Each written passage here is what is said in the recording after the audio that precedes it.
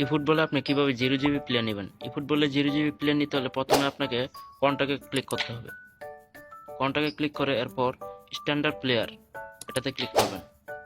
এটাতে ক্লিক করার পর নিচে দেখতে পাচ্ছেন শর্ট, শর্টে ক্লিক করবেন। আর উপরে যে এরোটা দেখতে পাচ্ছেন এটা উপরের দিকে দিয়ে দিবেন।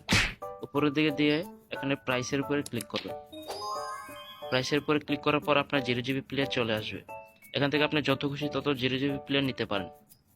ভিডিওটা যদি আপনার জন্য কোনো হেল্পফুল হয়ে থাকে তবে অবশ্যই একটা লাইক করে দিয়ে যাবেন। পরবর্তী আমাদের ভিডিও পেতে অবশ্যই চ্যানেলটা সাবস্ক্রাইব করে দিয়ে যাবেন।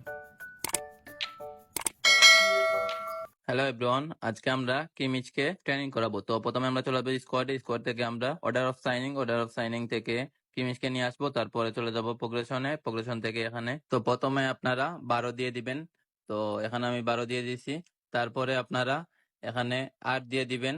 তারপরে আপনারা এখানেও আবার 4 দিয়ে দিবেন। তারপরে এখানে আবার এগেইন 8 দিয়ে দিবেন। তারপরে একটু নিচে এসে এখানে 7 দিয়ে দিবেন। তারপরে আপনারা কনফার্ম করে দিবেন। কনফার্ম করার পর আমাদের কিমিচ 100 রেটিং হয়ে গেছে। তো আপনারা যদি ডিটেলসে দেখেন কিমিচের, এখানে 88, 80, 89, 96, 96, তারপরে 83, 83, 83, 84 এরকম রেটিং পেয়ে যাবেন। এটা এলবিতেও খেলতে পারবে, ডিফেন্সেও খেলতে পারবে। তো আপনারা যেখানে ইচ্ছা সেখানে খেলাতে পারবেন। দেখা হচ্ছে নেক্সট কোনো প্লেয়ার ট্রেনিং ভিডিওতে। আল্লাহ হাফেজ।